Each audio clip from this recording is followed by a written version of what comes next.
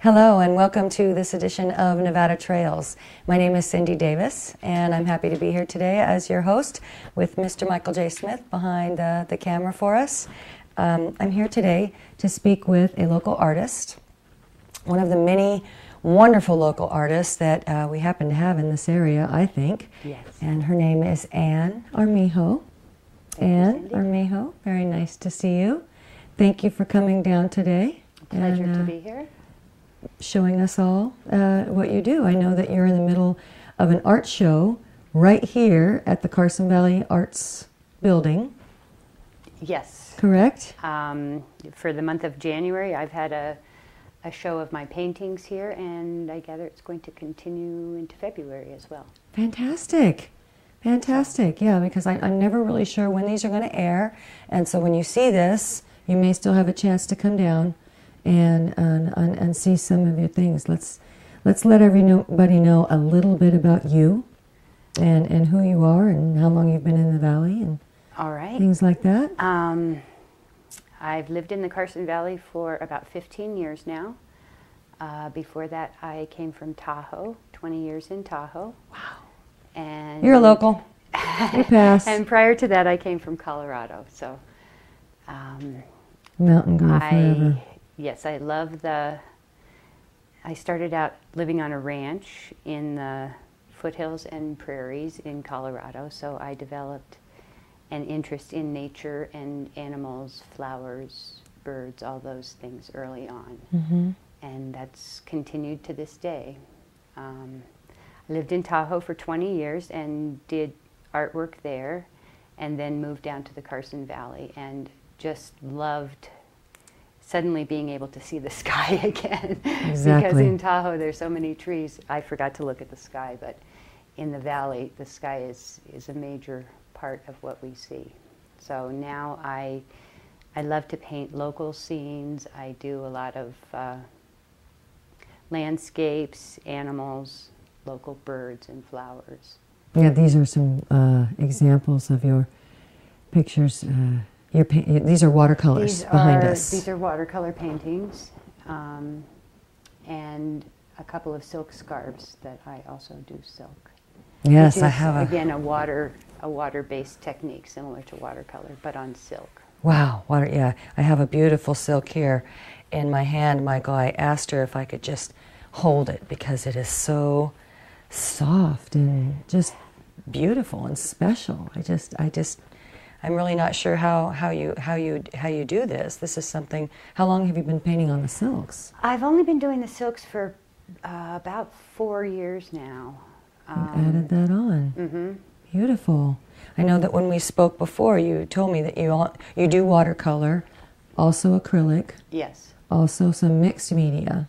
I do a lot of mixed media, particularly with my watercolors.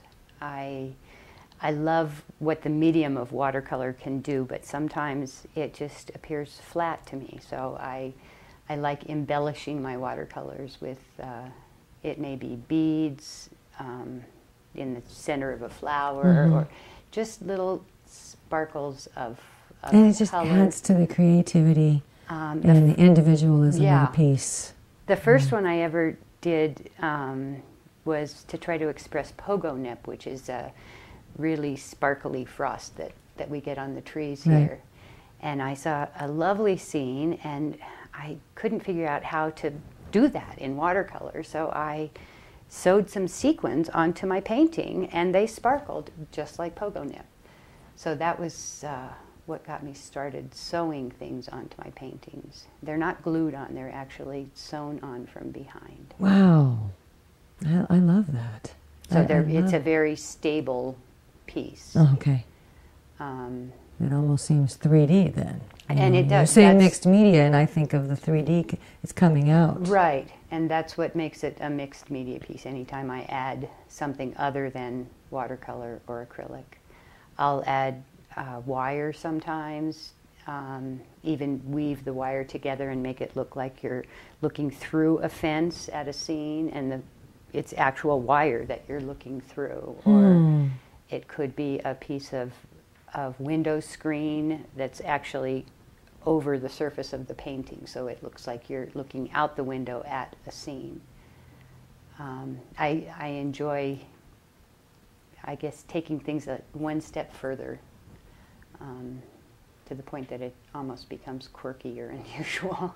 Which is, to me, creative and one of a kind. And fun. And I have fun with it, yes. And fun. And that means, I think that means something to the person who would purchase something. I mean, have you found that this is a good place for people that appreciate art? And this area is so brimming with talented artists. Yeah, I think so too. I feel honored to be part of the art groups around here and one of the practicing artists, because they're all very talented and willing to share with one another, and we all learn from each other, and that's a very good thing. Yeah, that is a very good thing.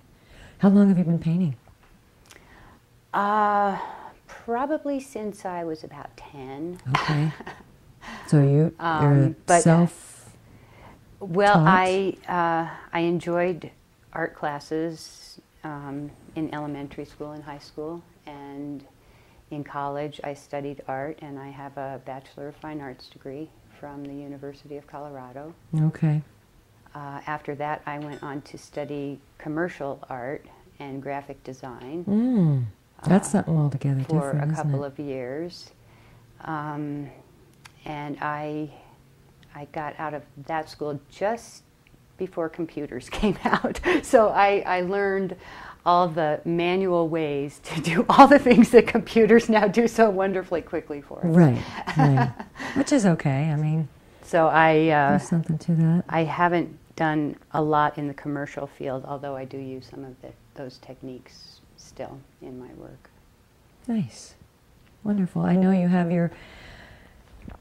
your pieces around the valley. You mentioned East Fork Gallery. Yes. I'm a consigner at East Fork Gallery, and I show my silk scarves there, and These are so beautiful, and also smaller pieces of silk that I do, eyeglass cases, Yeah, I have these and Kleenex holders, just smaller, more affordable items. Yeah, I have an example of the eyeglass case here, and again, like I said, not only beautiful, but the silk is just something that you just want to be touching. Yes. That's beautiful. That's nice. We spoke a little bit about something happening in Virginia City. Yes. That you thought was special. Yes. I belong to a number of different art groups in the area, but one that I've become associated with over the past 3 years is St. Mary's Art Center in Virginia City. Okay. And the art center was formerly, I believe it was St. Mary something or other hospital, and it was a miners' hospital during the early days in Virginia City. I didn't know that. It's a 4-story brick building that was falling into disrepair, and through a great deal of effort, they received a number of grants to refurbish the place. So that's what they have been working on for a number of years, and turning it into an artist's retreat center. Wow. And I've been fortunate to be involved in a program they called Dusty Roads Artist Trail, which is a gathering of artists from rural Nevada. I mean, I think there was someone from Beaumont or Belmont, population 7. I mean, in the entire town. Wow. So these artists come from very rural, from all over, and gather there for several days to do artwork and share ideas. And then later their work is put into a traveling show which travels the state of Nevada in various venues. It went to Elko, Yerington. Actually, it was here at the Copeland Center. Oh, wow. A couple of years, 2 years running, I think they. Now, is that an annual the event, show. or how does that happen? It's been an annual event. I'm not certain if the funding and the grants are going to continue to make that possible, but Okay. but I know that the artists who are involved in the Dusty Roads do have pieces in a traveling exhibit this year through Nevada, and they also have a new permanent collection at St. Mary's Art Center. So each artist has, I have 3 pieces that will stay at St. Mary's Art Center. They have revolving shows there. They have quite a bit of wall space. They have a gigantic studio area. And the old hospital rooms have all been converted into sleeping rooms with the bathroom down the hall. So it's kind of like going and staying at grandmother's house. Oh. And I believe there's 17 sleeping rooms. So the place can also be rented out for retreats for anyone. I mean, someone doing quilting, or if you're having a family reunion and you have people coming from all over the country, you could conceivably rent that building for a certain amount of time. Is that something that's it's open? It's open, or I don't know. It's just they do tours. Okay. So when you're in Virginia City, maybe check into the St. Mary's. Yeah, I wouldn't say it's open like Monday through Friday, 9 to 5, but it's probably open on weekends when Virginia City would get the tourists who would have time to take a tour through the place. And there's always local artists. Yes. In there. Yeah, they usually have a featured artist and then a number of pieces in their permanent collection. It's a wonderful place, and it's purported to be haunted as well. Oh, of course. Although it's even better, a benevolent ghost. Oh, of course. How wonderful. Well, that's nice to know about that. In Virginia City, just another reason to go up there and.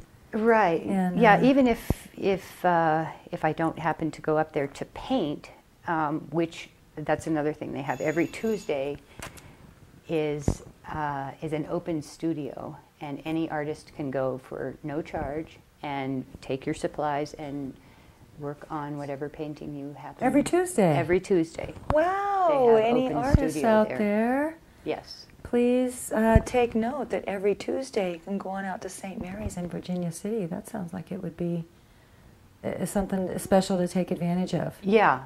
And even if I don't happen to do many paintings, I always get very inspired there and take a great many photographs, which I later use for reference for my paintings. So in the past couple of years, I have quite a few paintings that are based on Virginia City.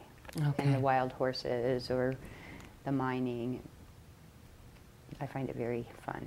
That's wonderful. It is. It's nice to see all the different artists' interpretation of just how beautiful it really is here. Like your glider picture there of it just going through. That's a beautiful representation of the valley and the mountain and the big sky and the beautiful glider. Yes. We just spoke to the airport manager, and so that's very beautiful. Okay, we will be right back to finish speaking with Annee Armijo. Annee Armijo.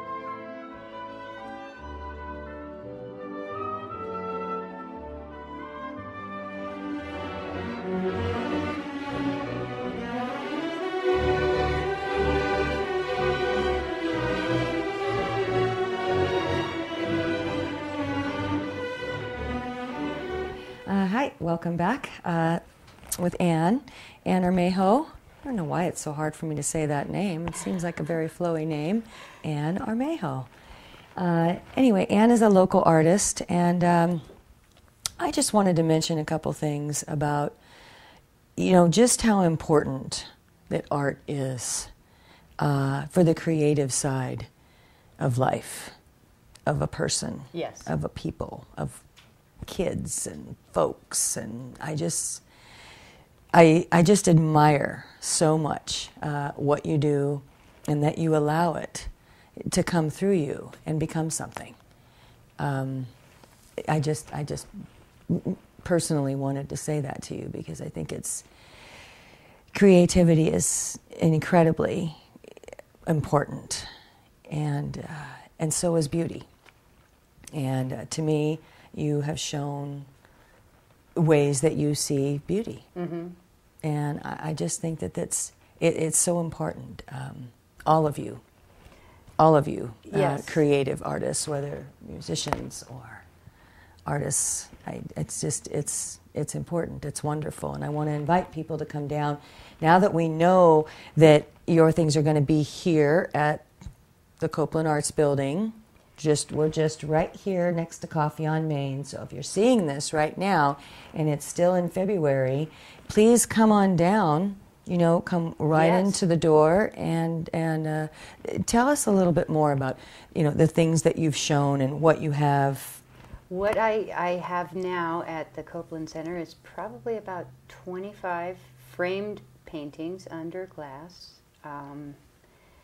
and I tried to make them very reasonably priced, because I know everyone is struggling these days. And I also have quite a number of pieces that are not framed, original watercolors, ranging in size from small ones up to quite large ones. Kind of like the ones we have here. That are matted, but not under glass or in a frame yet. And so they're more reasonably priced. I also have blank note cards. Mm. Those are here also. Copeland. Okay, mm-hmm. That's nice. I don't have my silk scarves here, just because there's not really a case to display them mm-hmm. in that works for me. But they are available in other places, such as the East Fork Gallery. Like the East Fork Gallery and the Brewery Art Center in Carson City, in the Nevada Artists Association Gallery. They have my silk scarves, and I also show paintings there during every show. And they have, the Brewery Art Center is on the corner of King and Division mm-hmm. Street in Carson City. Mm-hmm. On the west side there. And it's a wonderful gallery. If the public hasn't been through that gallery, I think it's, I'm thrilled to hear you appreciating artists and art. And I think of all the wonderful venues that we have, and the wonderful galleries. And I would like to see the public get more involved in just seeing what's out there, mm-hmm. Seeing the different visions that a number of these artists have. Myself, I enjoy learning new things. Mm-hmm. So I think of my art as my vehicle to do that. I can push the limits and test things that I might not have otherwise tried, or I can try to express something that I'm seeing.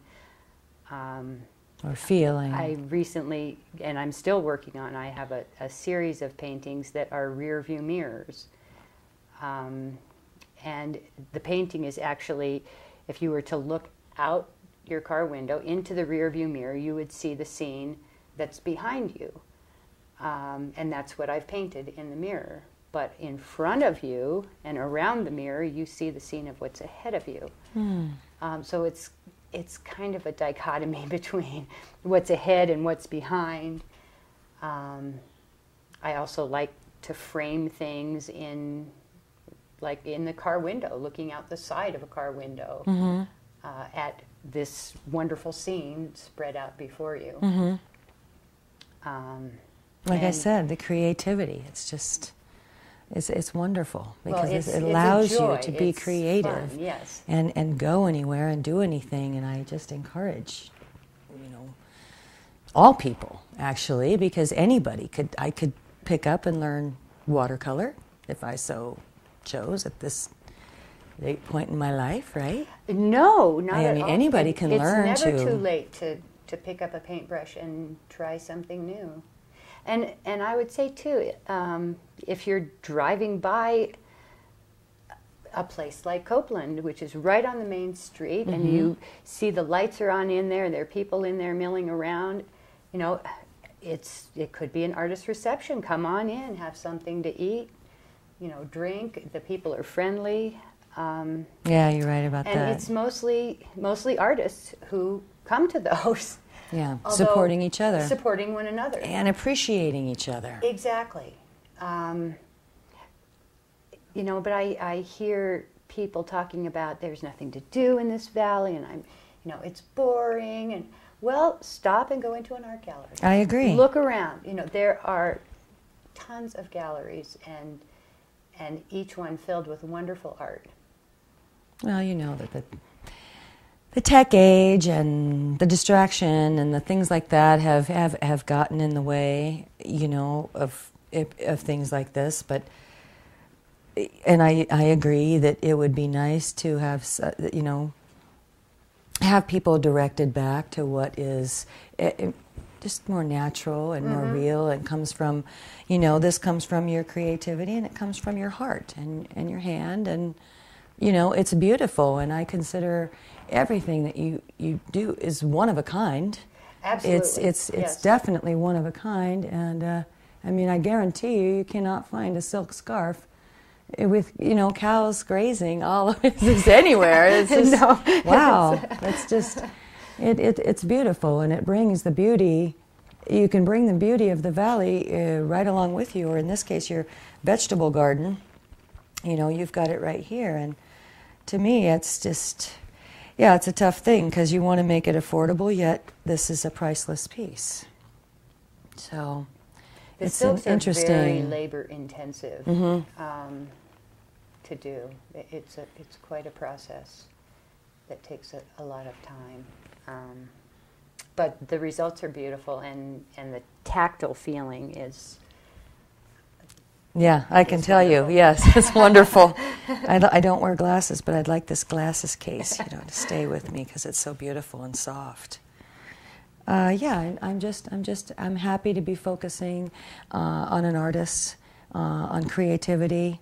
I do hope more people come on out and see what you have to offer, and beautify their life. They say beautiful, sentimental, and useful. Well, everything you do is beautiful. So. Well, and I've tried to That's get into included. things that are also useful for people too. Yes. Like this has a use for it, and the glasses case has a beautiful use for it. And maybe you wouldn't lose your glasses as much if it's in this beautiful silk, beautiful silk. Yeah, I do love this. I do love this, and speaking with you. Is there anything else that you wanted to talk about? And I think the art opportunities in this area have been wonderful for me, and I really appreciate being in the various galleries that I'm involved in already.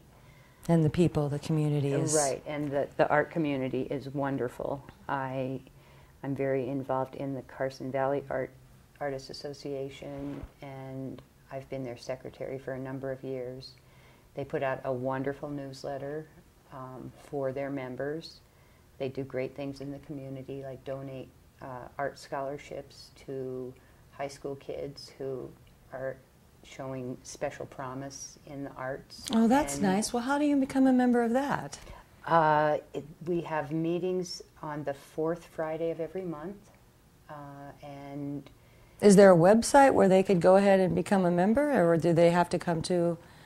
They can come to a meeting or contact one of the board members or myself just to get a form to fill out. Do they have a website? To become a member. I don't believe they do have a website. Oh, okay. The one in Carson City, Nevada Artists Association, it's nevadaartists.org, all lowercase. Okay. And they have a wonderful website that highlights certain artists. And what are the benefits of becoming a member? The benefits of becoming a member are, well, that you're able to go to the meetings. They generally have a demonstration at each meeting. An artist demonstration. An artist demonstrating. Okay. So actually I was at that meeting just prior to coming here, and today one of our members was talking about the value of doing thumbnail sketches and value studies prior to starting a painting. Okay, so it's the third Friday of the month. But it could, I've done demonstrations on doing silk scarves for the meeting. Nice. It's wonderful to. How many people are a part of that? Artists. I mean, just an idea. Give you an exact number. Probably between. They may have 100 members. Wow. Maybe not quite that many. I'd say between 60 and 100. I don't know, who's paid their dues for this. Do you meet year. at the same place every? They meet at the Cooperative Extension across from Lampe Park. Okay. On the fourth Friday, and the one in Carson City, Nevada Artists Association, is the second Tuesday of the month. I believe that's at 1 o'clock. Okay. Yeah. And so any budding artists or anyone is welcome to come to the meeting, watch the demonstration. You don't have to be a member. Oh, okay. So Yeah, you're welcome to come to the meeting. The dues are minimal, like $25 a year, maybe $35, and then you get the newsletter, which talks about upcoming events. Carson Valley Art Association has a number of shows at the WNC campus on Buckeye. Okay. The month of January, they've had things at the Douglas County Library, and they have 2 big shows a year at CVIC Hall on Esmeralda. Right. Okay, great. Well, thank you so much for coming in. Well, thank you for having me. And thank you for sharing. I'm glad everyone got to meet you today, and your mission is to get out there and see some art. Get out there and see some art and meet an artist, and you'll be glad you did. Thanks for joining us today, and happy trails, Nevada Trails.